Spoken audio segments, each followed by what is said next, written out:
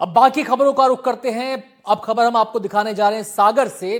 खेत में तेंदुआ दिखा यहां पर, और जब तेंदुआ दिखा तो आप सोच ही सकते हैं, समझ ही सकते हैं कि कोई जंगली जानवर, बिग कैट अगर आपको दिख जाए तो फिर स्थिति क्या होगी देखने वाले की। जाहिर सी बात है, दहशत में आएगा। और यहां भी ऐसा ही हुआ।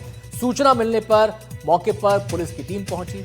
आपको बता दें, वन विभाग की टीम को भी सूचित किया गया। वन विभाग को खेतों में मिले फुटप्रिंट, अब वन विभाग कैसे ट्रैक करता है किसी भी जंगली जानवर को, खासकर वो तेंदुआ हो या फिर वो टाइगर हो, कोई शेर हो, तो उसको ट्रैक किया जाता है उसके फुटमार्क्स से। यहां पर भी उसके फुटमार्क्स को ट्रैक किया गया, देखा गया कि किस दिशा में वो गया है। वन विभाग ने इस समय सर्च ऑपरेशन इस इलाके में चलाया हुआ है और ग्रामीणों को सतर्क रहने की सलाह दी है। सतर्क रहना इसलिए जरूरी है क्योंकि वो एक शिकारी जानवर है और शिकारी जानवर कभी भी अटैक कर सकता है, क्योंकि अटैक करना उसकी फितरत का हिस्सा है, उसकी स्वभाव का हिस्सा है। तो ऐसे में ग्रामीणों का सतर्क रहना जरूरी हो जाता है। सीधे हम रुक करेंगे, हमारे संवाददाता हनी दुबे हमारे साथ जुड़ गए हैं और जानकारी देने के लिए।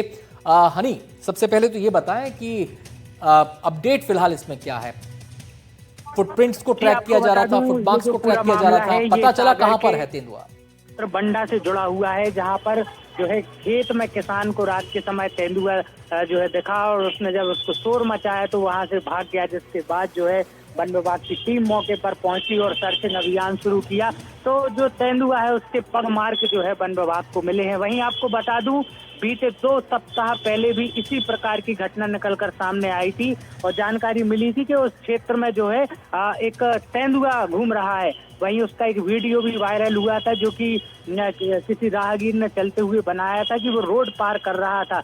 ये जो घटना थी और उस समय की जो घटना थी वो सागर कानपुर हाईवे की थी और अब उसी क्षेत्र से लगे हुए खेत में जो है किसान को ये तेंदुआ दिखाई दिया, जिसके बाद जो है सुरक्षा वन विभाग ने बढ़ा दी है और जो है पूरे में सर्च अभियान शुरू कर दिया है। और वन विभाग ने साफ तौर पर सभी से अपील की है कि सुरक्षित रहें और किसी भी प्रकार की अनहोनी से बचें और अगर इस प्रकार का कोई भी मूवमेंट दिखाई देता है तो तुरंत वन विभाग से संपर्क किया जाए। हनी दुबे, ये बताएं, जिस पहले तेंदुए को देखे जाने की आप बात कर रहे हैं, क्या ये वही तेंदुआ है जो इस इलाके में आया है?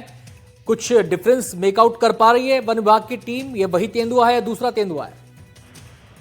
ये आपको बता दूं, वन विभाग दोनों के पगमार्क का मिलान कर रही है और अभी चूंकि शुरुआती दौर है तो बताया ये भी जा रहा है। दरअसल जो ये बंडा परिक्षेत्र का जो इलाका है इसमें जो है बड़ी संख्या में जो है तेंदुए हैं। और आपको बता दूं कि हाल ही में घोषित हुए डॉक्टर भीमराव अंबेडकर जो नेशनल पार्क सेंचुरी जो बनाई जा रही है, वहां से लगा हुआ इलाका है, तो बड़ी संख्या में जो है इस प्रकार के वन्य जीव वहां पर विचरण करते हैं। और आशंका ये जताई जा रही है कि ये जो तेंदुआ है ये भी उसी क्षेत्र से आया होगा। अब ये पुराना वाला तेंदुआ है या ये नया आया है, फिलहाल बिल्कुल ये सुनिश्चित होना बाकी है। बहरहाल वन विभाग की टीम लोगों से अपील कर रही है कि भाई सावधान रहें। बहुत बहुत शुक्रिया हनी आपका इस पूरी जानकारी के लिए।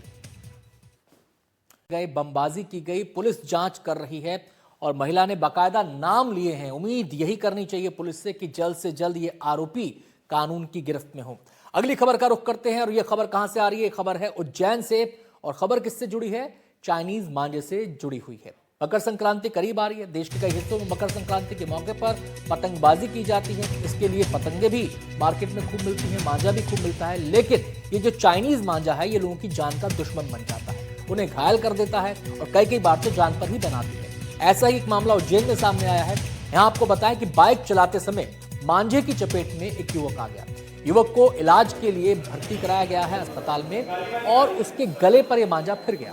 आप सोचिए, चाइनीज मांझा जिन्होंने देखा है, जिन्होंने कभी इस्तेमाल किया है, वो जान सकते हैं कि अगर वो मांझा तना हुआ हो और कोई उसके सामने आ जाए तो वो तुरंत एक घाव छोड़ देता है और गहरे से अगर लग जाए तो फिर जान पर भी बना सकती है। ये उस युवक का हेलमेट है जो आप देख सकते हैं गिरा हुआ है। लोग वहां पर इकट्ठा हो गए और इस युवक की हालत ऐसी हो गई कि उसे अस्पताल में भर्ती कराना पड़ा। पिछले दिनों में आपको खबर दिखाई थी कि मध्य प्रदेश के अलग अलग हिस्सों में चाइनीज मांझे को लेकर ड्राइव चलाई गई थी और उस ड्राइव के बाद छापेमारी हुई थी, मांझे को लेकर जब्ती भी हुई थी। और ये 2 तस्वीरें आपके सामने हैं। ये वो युवक है जिसको अस्पताल पहुंचाया गया और इस तरीके से इस मामले में एक्शन भी हुआ है।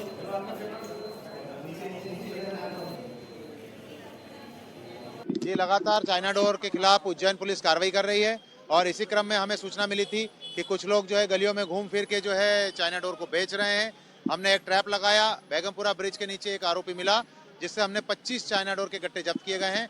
आज उसी के विरुद्ध कार्रवाई की जा रही है।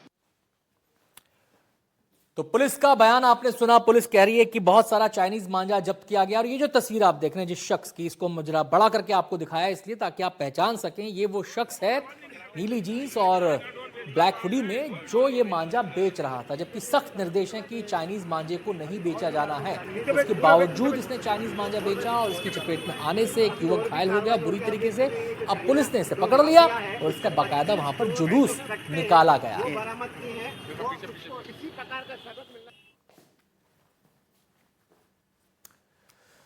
और अगली खबर आपको दिखाएंगे उज्जैन से है। आजकल अवैध निर्माण को लेकर अलग अलग राज्यों में खूब बुलडोजर एक्शन हो रहा है। एमपी भी इसमें पीछे नहीं है। मध्य प्रदेश में भी खूब बुलडोजर की कार्रवाई देखने को मिल रही है और उज्जैन में भी अवैध निर्माण के खिलाफ ये एक्शन हुआ है। 3 मंजिला होटल पर बुलडोजर चलाया गया है।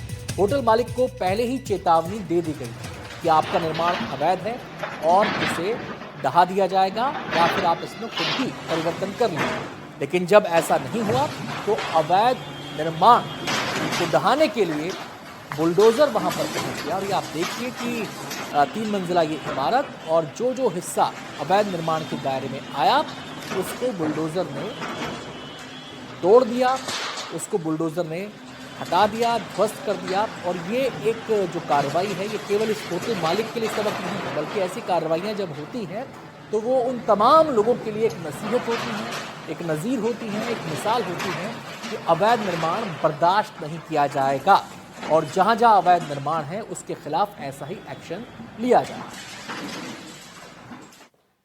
जी, उज्जैन में कोट मोहल्ला चौराहे पर एक अवैध निर्माण था जिसे नगर निगम द्वारा आज हटाया जा रहा है। पुलिस प्रशासन द्वारा इसमें जो है कानून व्यवस्था की ड्यूटी लगाई गई है। मार्ग को डाइवर्ट किया गया है और नगर निगम का सहयोग किया जा रहा है। ये महाकाल चौराहे पर नूरजहां पति गुलाम मोहम्मद इनको पहले सूचना पत्र दिया था कि बिना अनुमति के निर्माण कार्य ना करें, तो इन्होंने कोर्ट की तरफ गए लेकिन कोर्ट से इनको स्टे नहीं मिला। लेकिन इसके बाद भी इन्होंने निर्माण कार्य को रोका नहीं, तो इस अवैध निर्माण को हटाने की कार्रवाई आज पुलिस प्रशासन के सहयोग और निगम गैंग द्वारा किया जा रहा है।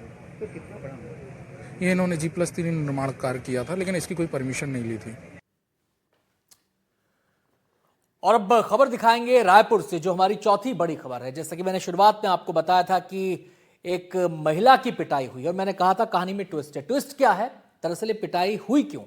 ट्विस्ट यही है, बच्चा चोरी के शक में इस महिला को पीटा गया। लोगों ने मिलकर महिला से मारपीट की। बच्चे को उठा ले जाने की कोशिश का इस महिला पर आरोप लग रहा है। खमराडीह पुलिस ने महिला को भर्ती कराया है अस्पताल में। पार्वती नगर थाना क्षेत्र का ये मामला है और जांच जारी है।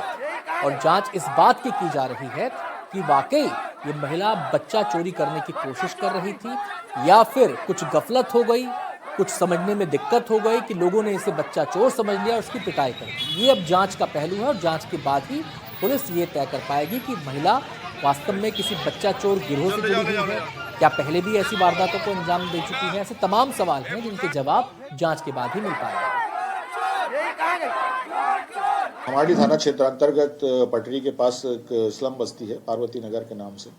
वहाँ पे आज सुबह करीबन 4 साढ़े 4 बजे के आसपास की घटना है कि उनके कोई एक महिला थी जिसके द्वारा वहाँ पे देवकी दीप करके एक महिला है, उसके बच्चे को चुराने का प्रयास किया जा रहा था, ऐसा बस्ती वालों का कहना है। और उसी दौरान बस्ती वालों ने उसको पकड़ लिया था और जैसे ही सूचना प्राप्त हुई तो थाने से पेट्रोलिंग जो है वो पहुंच गई थी, लेकिन महिलाओं की भीड़ ज़्यादा थी और वहाँ की जनता की ये मांग थी कि उनको कार्रवाई के संबंध में। तो फिर उसके बाद बाकी जब अधिकारी पहुँचे हैं वहाँ पे मौके पे और उसको महिला को वहाँ से रेस्क्यू किया गया है और वैधानिक कार्रवाई की है।